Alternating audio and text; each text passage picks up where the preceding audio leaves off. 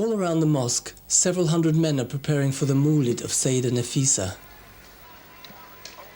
Mawlids are of central importance to the popular expression of Islam and usually mark the symbolic birthday of the awliya, people considered to be favorites or friends of God. Scaffolding is erected, over which brightly colored fabrics are draped. These tents will house the thousands who have traveled from all over the country to participate in a celebration that is both spiritual and secular. As people ascend the steps to the mosque, a zikr is underway.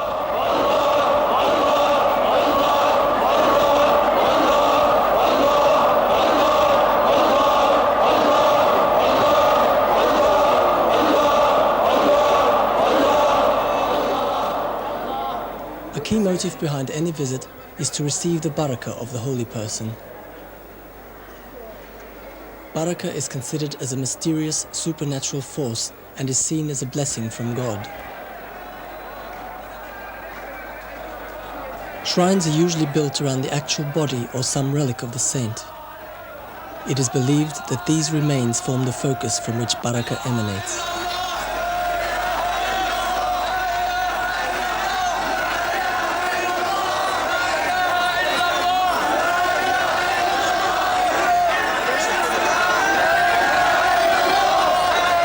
Following the processions and the zikr in the mosque, the faithful pour into the shrine room, shouting praises to the saint and the prophet, rubbing their hands or a piece of clothing on the brass ornaments in order to facilitate the absorption of barakah.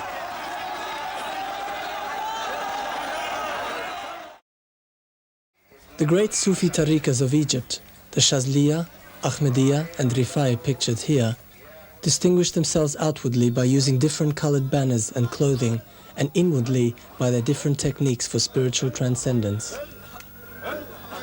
The most common technique for spiritual transcendence is called a zikr.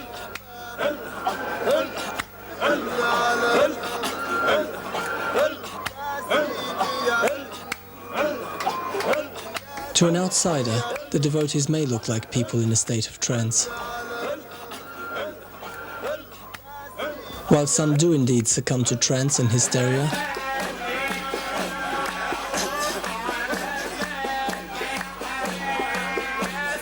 most describe the experience as a joyful and highly conscious state, an inner clarity derived from concentrated repetition of the name of God.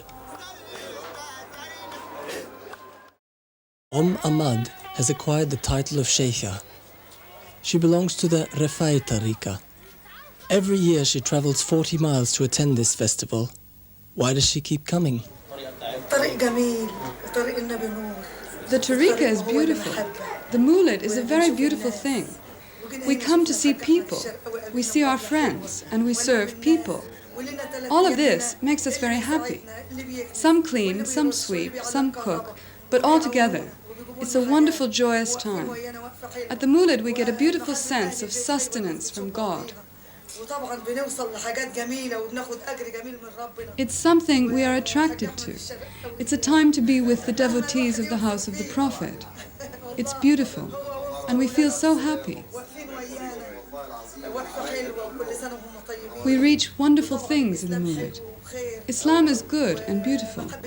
If I were drunk, I could not express my feelings in a more ecstatic way.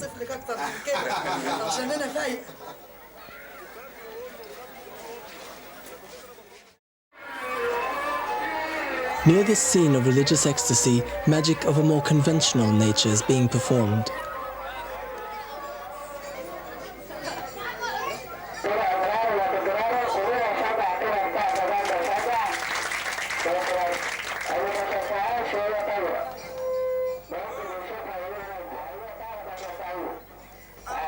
Many of the religious rituals at Mawlids derive from Sufi traditions, but those participating do not call themselves Sufis. Instead, they refer to themselves as devotees of the house of the Prophet, or in some cases, DERVISH, from which we get the English DERVISH. In Turkish, it means threshold, referring to one who is on the threshold of rapture. Saeed explains its Egyptian derivation. A darwish is someone who has turned his back on worldly matters. He is a mendicant, someone who is poor, but poor only in worldly needs. His aspirations are for the other world. Darwish comes from the Egyptian dar, meaning to turn round, and wish, meaning face. So a darwish is one who has turned his face from the world. So this is the sign for the zikr.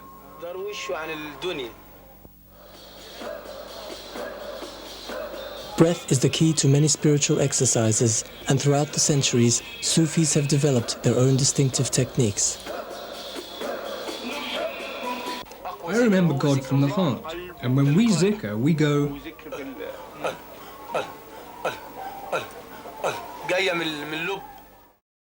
Extreme displays of faith are less common, but can still be seen amongst the Rafai Tariqa, who pierce their bodies with swords and skewers, calling upon the intercession of the saint to prevent pain or injury. The zikr may last for many hours without rest. For some, the rhythmic swaying, hypnotic music and hyperventilated breathing combine to produce a state of extreme excitement, characterized by jerking limbs and frothing at the mouth. This state, perceived as a form of divine possession called melbuz, is treated with respect. Those in the thrall of possession are held firmly to prevent them hurting themselves.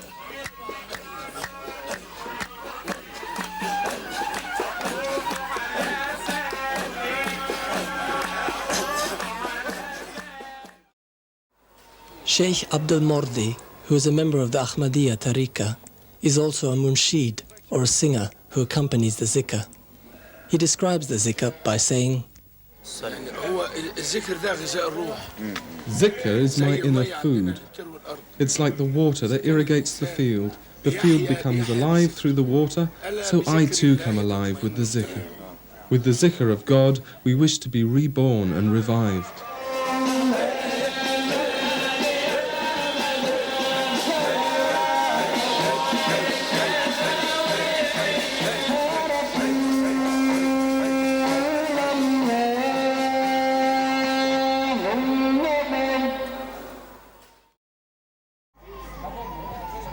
Exhausted after days of intense activity, many will sleep wherever they find space. The music, interwoven with the rhythmic sounds of God's name, will continue until dawn, to rise here and there from within the maze of narrow streets surrounding the mosque.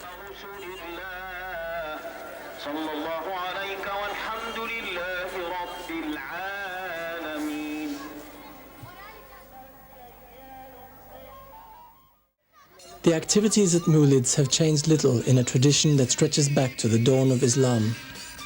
A celebration of generosity, of love of life, and a firm belief in the intervention of the supernatural in the daily round. For many Moulid goers, the material deprivation of earthly life is amply compensated for by the rich web of belief that surrounds the cult of saints.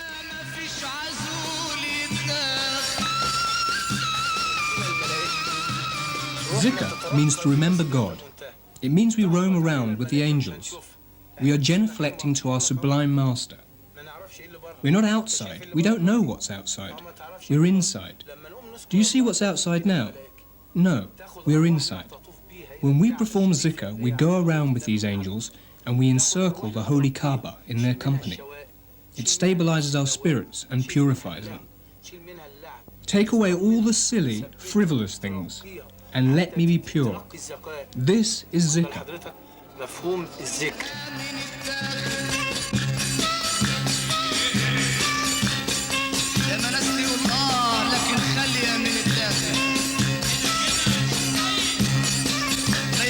المزوق يا ابني ما دمت سليم من